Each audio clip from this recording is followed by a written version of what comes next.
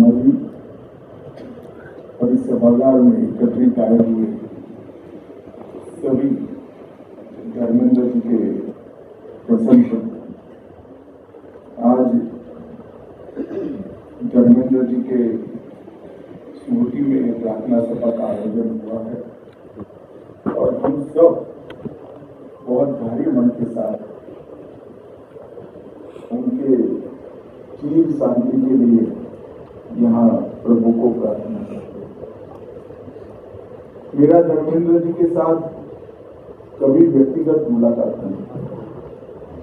मैं पार्टी का अध्यक्ष था तब जब हेमा जी मथुरा से 14 में चुनाव लड़ रही थी, तब उनका फोन आया कि वो एक पत्र भेज दे रहे हैं। वो पत्र मोदी जी जब प्रचार में जाए तब पढ़ लिया जाए तो उनको अच्छा लगेगा। उनका स्वार्थ उनको परमिट नहीं करता है कि धूल और इस प्रकार के वातावरण में वो आकर हेमा जी के लिए प्रचार करें, मगर जिस प्रकार की चिंता वो फोन पर बात कर रहे थे वो एक फॉर्मेलिटी नहीं।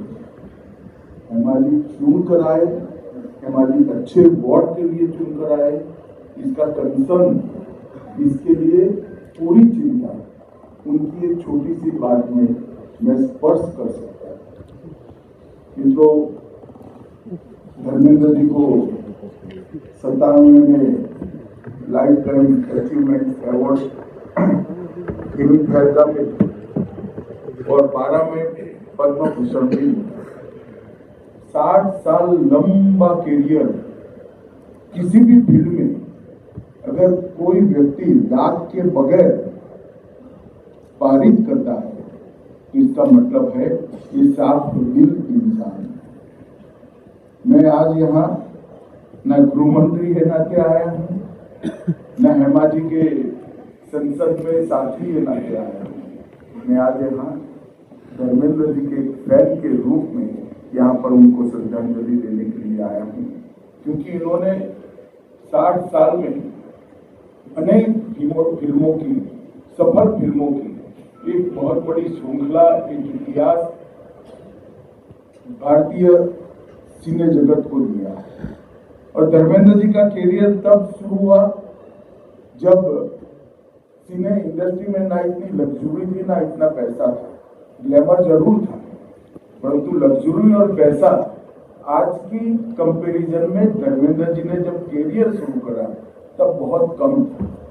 कई प्रकार की फिल्मों में अथाह परिश्रम कर, जिस बैकग्राउंड से वो आते थे, मुंबई की फिल्म इंडस्ट्री में पैर जमाना किसी के लिए भी बहुत बड़ी दिक्कत की बात है। कोई गॉडफादर के बगैर अपने तत्वों के आधार पर, अपनी कला के आधार पर इन्होंने ये 60 साल तक मनोरंजन की दुनिया पर एक प्रकार से एक छत राज किया।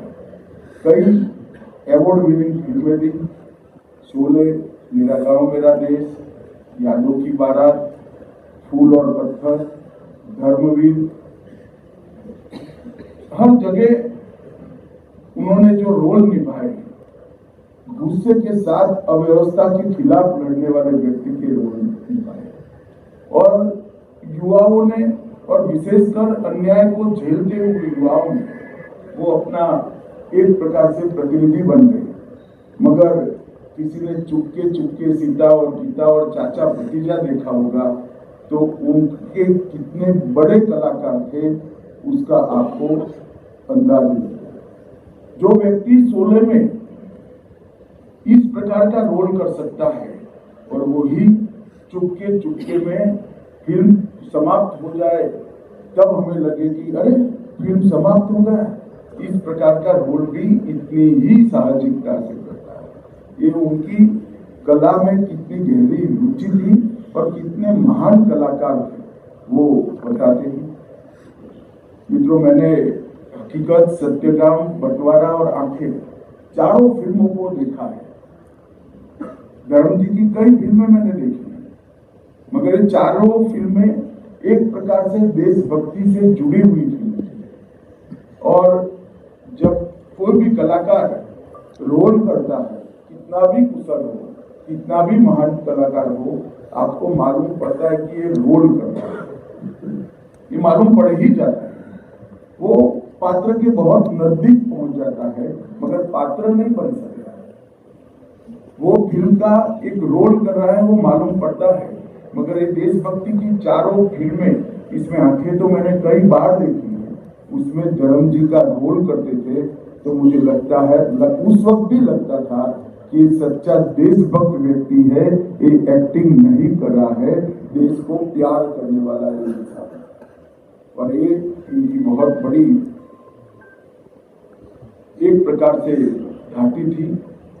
एक भी फिल्म में बहुत बड़ा किसान का बेटा का रोल न करने के बावजूद पूरी दुनिया को मालूम है कि धर्म जी किसान के बेटे थे और धरती को बहुत प्यार करते, अपने व्यवहार से, अपनी वाणी से, और जो बोलते थे और करते थे इसके बीच में कोई अंतर न होने के कारण एक सरल हृदय के अच्छे इंसान की छवि उन्होंने बनाई।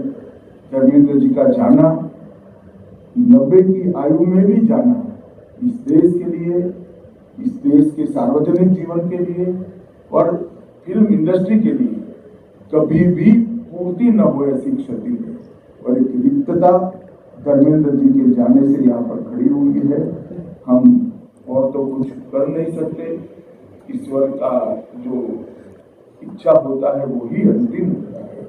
वास्तविकता है कि आज धर्म जी हम सबके बीच में नहीं है। मैं ईश्वर को प्रार्थना करता हूँ कि महान आत्मा को, एक महान कलाकार को चीर शांति दे और इनके करोड़ों प्रशंसकों को भी सालों तक धर्मेंद्र जी की पुरानी फिल्में देखकर एक प्रकार से सांत्वना मिल पाएगी, इसका मुझे भरोसा है। हेमा जी और उनके सभी परिजनों को मैं हृदयपूर्वक सांत्वना देना चाहता हूँ। आपका जो घाटा है, आपके जीवन में जो कमी पड़ी है, वो कोई पूरी नहीं कर सकता।